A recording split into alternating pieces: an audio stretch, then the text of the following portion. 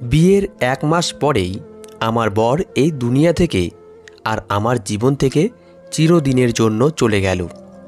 আমার শাশুড়ি তার ছোট ছেলের সাথে আমার বিয়ে দিয়ে দিল, যে কিনা এখন শুধুমাত্র ১৫ বছর বয়সী। আমি ভেবেছিলাম আমার বিয়ে যার সাথে হলো সে তো বাচ্চা, কিন্তু আমার নাম অদিতি আর আমি ভীষণ সুন্দর ছিলাম।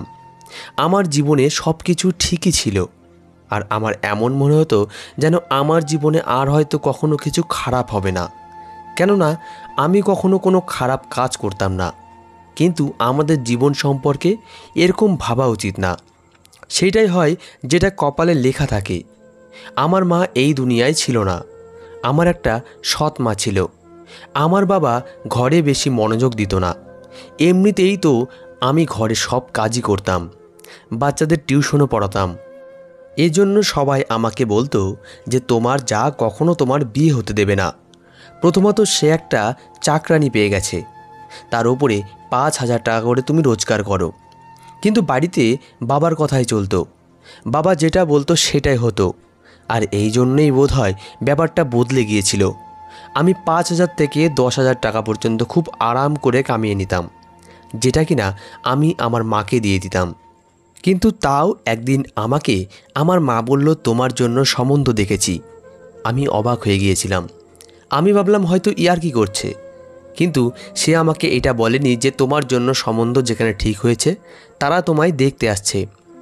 সে বলেছিল যে তোমার জন্য সম্বন্ধ দেখা হয়ে গেছে, কথাও পাকা হয়ে গেছে, তুমি বিয়ের জন্য প্রস্তুত হও, ১ মাসের মধ্যে তোমার বিয়ে হয়ে যাবে। আমি অবাক ছিলাম, কিন্তু ভেতরে ভেতরে খুশিও ছিলাম, কেননা আমার জীবনের একটা নতুন মোড় আসতে চলেছে। আমি তো হৃদয় থেকে এই কথাটা বের করেই দিয়েছিলাম যে আমার বিয়ে হবে, কেননা আমি ভাবতাম আমার মা কখনো আমার বিয়ে করাবে না। কিন্তু এখন এই সমস্ত কিছুই হচ্ছিল, এই জন্য আমি ভীষণ খুশি ছিলাম।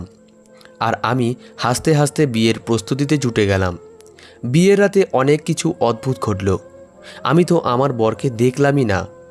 আমাদের দুজনকে একসাথে বসানো হলো, কিন্তু আমি নিচের দিকে তাকিয়েছিলাম।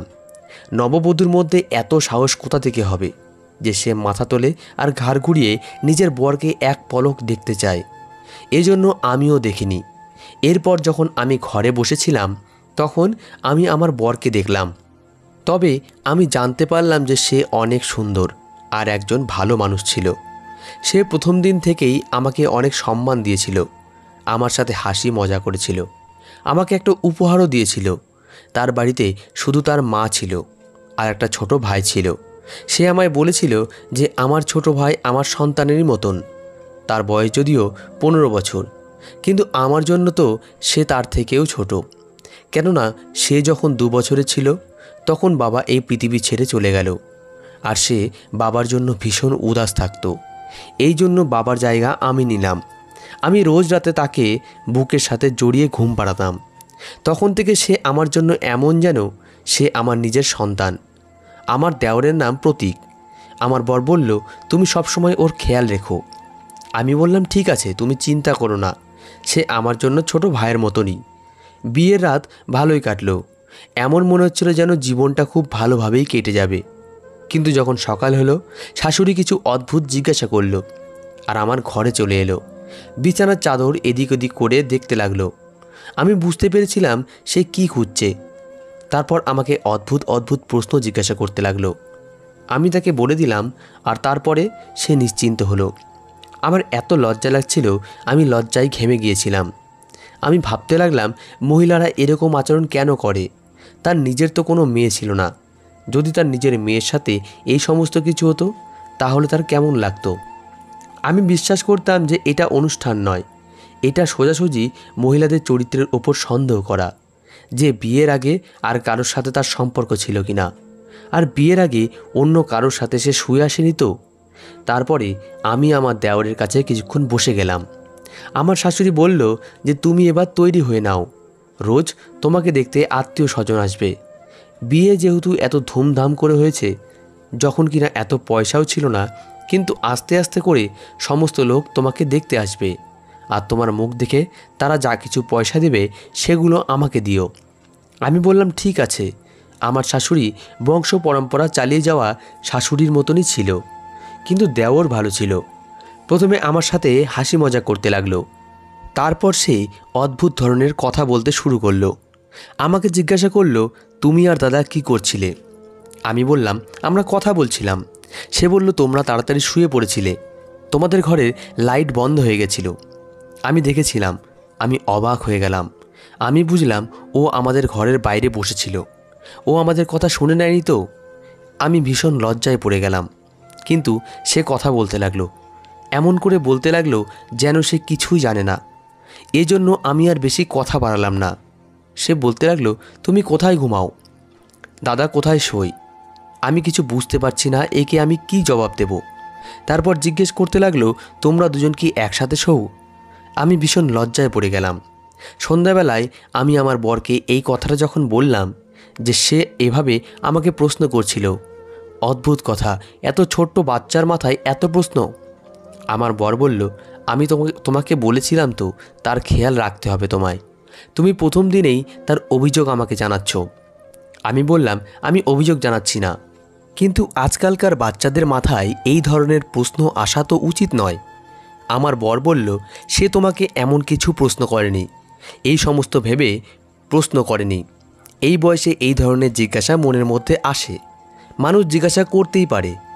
আমার ভাই ভীষণ নিরীহ, তার খেয়াল রাখতে বলেছিলাম আমি, তার দুর্বলতা বা ভুলগুলো খুঁজে খুঁজে বের করতে বলিনি। সে বেচারা তোমার আগে পেছনে ঘুরতে থাকে, বৌদি বৌদি করে তার মুখ কখনো হাঁপায় না। আর তুমি যে ওর জন্য এরকম ধরনের চিন্তাভাবনা রাখো। আমি তো অবাক হয়ে গেলাম যে আমার বরের কি হয়ে গিয়েছিল। সে সত্যিই নিজের ভাইয়ের ব্যাপারে অনেক বেশি নরম আর আবেগপ্রবণ ছিল।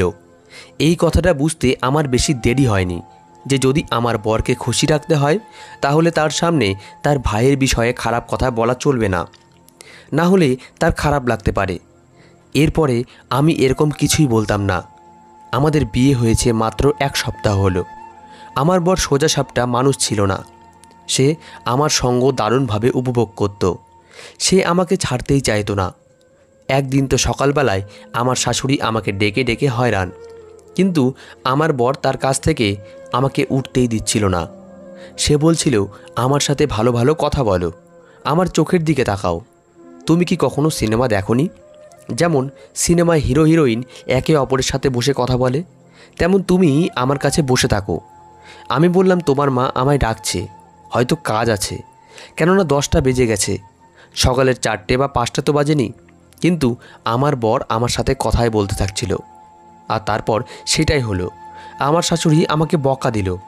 আমি এইসব লোকেদের বুঝতে পারছিলাম না, এরা একটু অদ্ভুত ছিল। আমার শাশুড়ি বলে দিল, তুমি তো আসতেই আমার ছেলেকে নিজের আঙ্গুলে জড়িয়ে নিয়েছ, তুমি ছাড়া তো সে আর কিছু দেখতেই পায় না।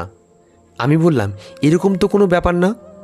এবার সে যদি নিজে থেকেই আমার পেছনে পেছনে ঘোরে তাহলে আমি কি করতে পারি?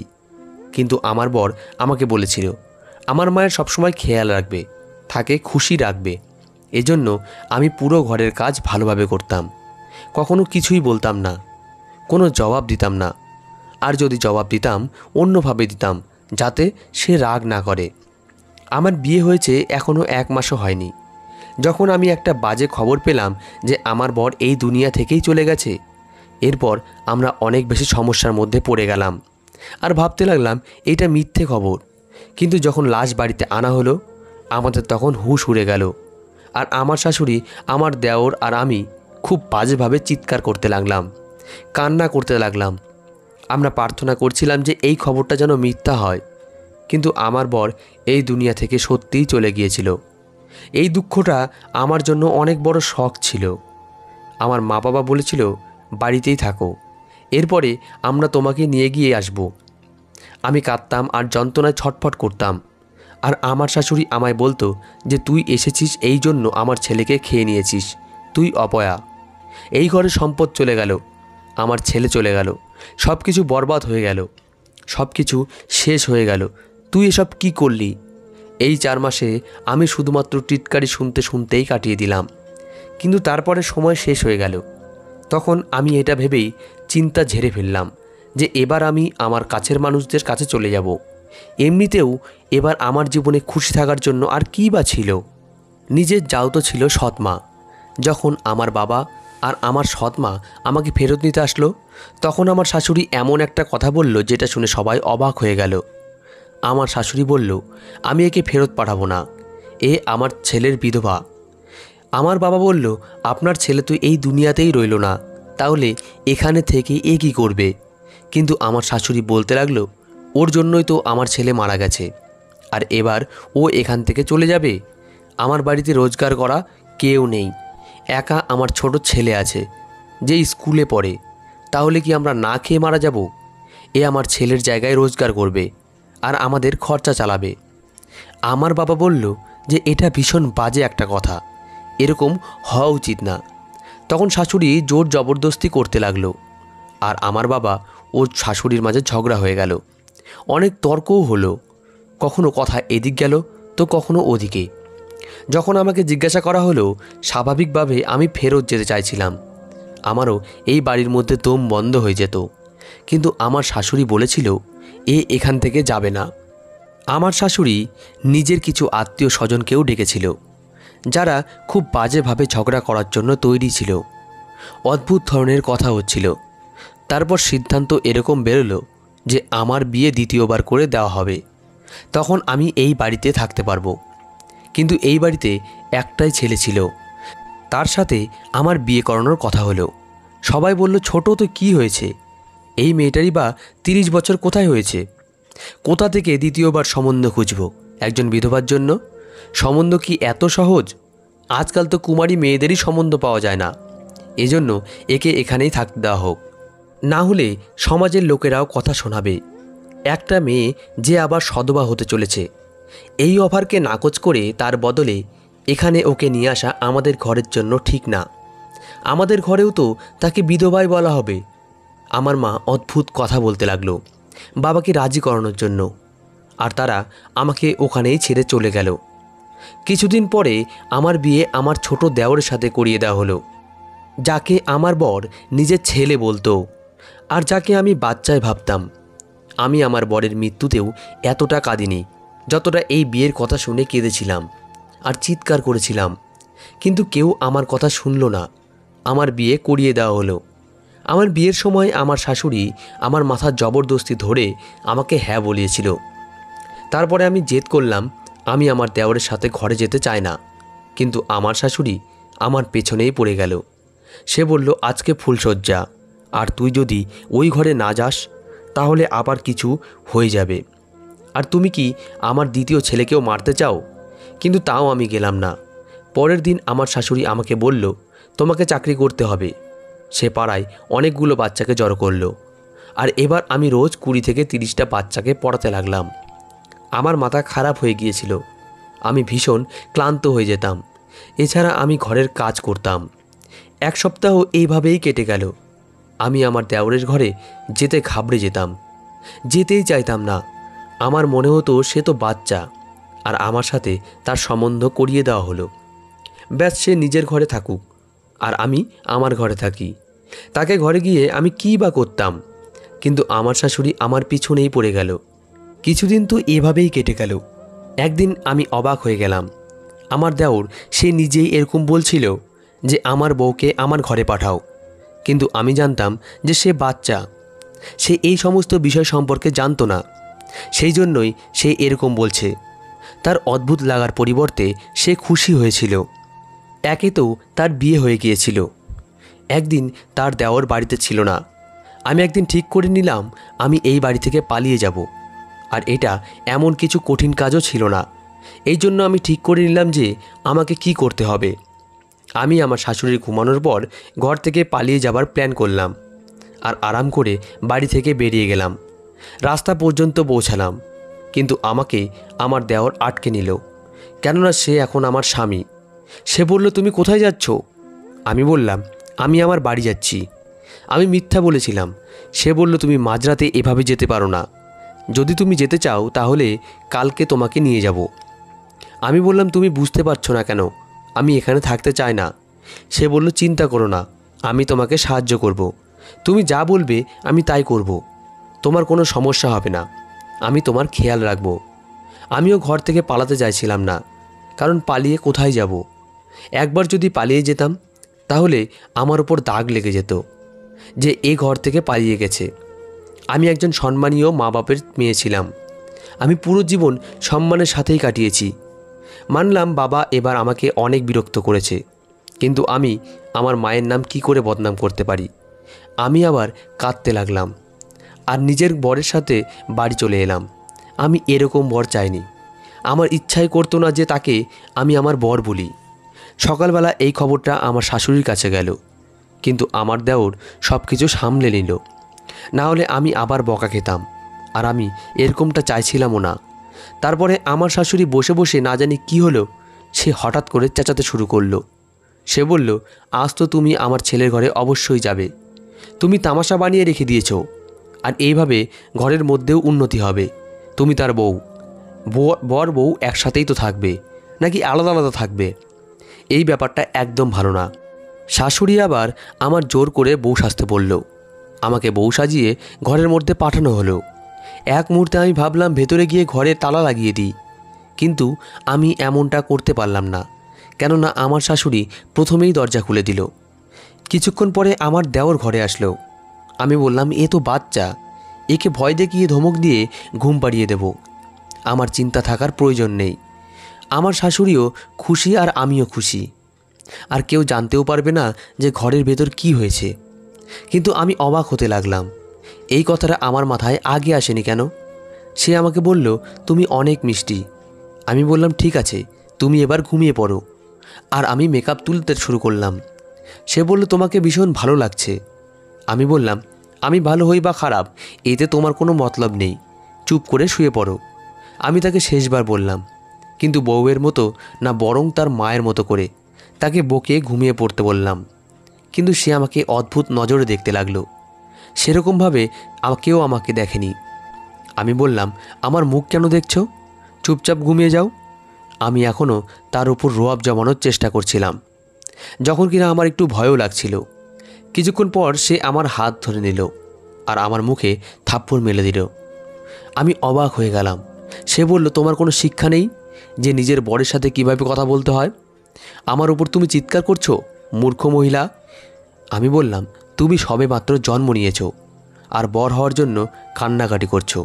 তুমি আমার বর নও। সে বলল, আমার তো তোমাকে প্রথম দিন থেকেই পছন্দ ছিল।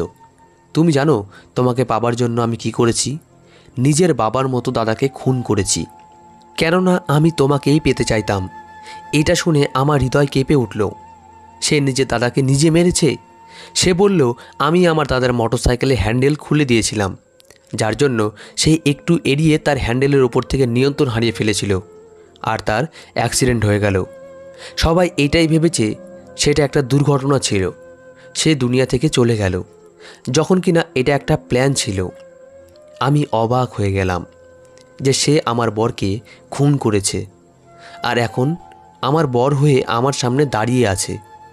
এ কোনো নিরীহ বাচ্চা নয়, এটা একটা শয়তান যে নিজের দাদাকে মেরেছে। আর এর দাদা যে একে এত ভালোবাসত যে ওকে নিজের সন্তান ভাবত। এই যুগ কি এতটা খারাপ হয়ে গেল? আমি তো কিছু বুঝতেই পারছিলাম না। আমি ওখান থেকে চলে যেতে চাইছিলাম, চিৎকার করছিলাম, কিন্তু যখন থেকে আমি এটা জানতে পেরেছি যে আমার বরের মৃত্যু স্বাভাবিক নয়, বরং তার খুন হয়েছে, তখন আমি এক সপ্তাহ পর্যন্ত অজ্ঞান হয়ে রইলাম। সবাইকে সব কিছু বললাম, চিৎকার করে করে। কেউ আমার কোনো কথাই শুনল না। সবাই বলল, এরকমটা হতেই পারে না, সে তার ভাইকে কখনো মারতেই পারে না। তুমি মিথ্যা বলছো, কারণ তুমি ওকে বিয়ে করতে চাইছিলে না। আমার কাছে একটাই রাস্তা ছিল, আমি আত্মহত্যা করে নিচ্ছিলাম, কিন্তু আমাকে কেউ মরতেও দিল না। আজও আমি এভাবেই নিজের জীবন কাটাচ্ছি। আমি বুঝতে পারছি না যে আমি কি করব। এরপর ভগবান আমাকে একটা মেয়ে দিল। আমি এটা ভেবেই উদাস ছিলাম যে আমার ভাগ্যই খারাপ, আমার মেয়ের কপালও খারাপ। কিন্তু আমার কপাল এতটা খারাপ ছিল না, কেননা আমার দেওরের সাথে সেটাই হলো যেটা সে নিজের দাদার সাথে করেছিল। তার সাথেও একটা দুর্ঘটনা ঘটে গেল, আর সে এই দুনিয়া থেকে চলে গেল। এটা আমার শাশুড়ি সহ্য করতে পারল না, আর সেও মরে গেল।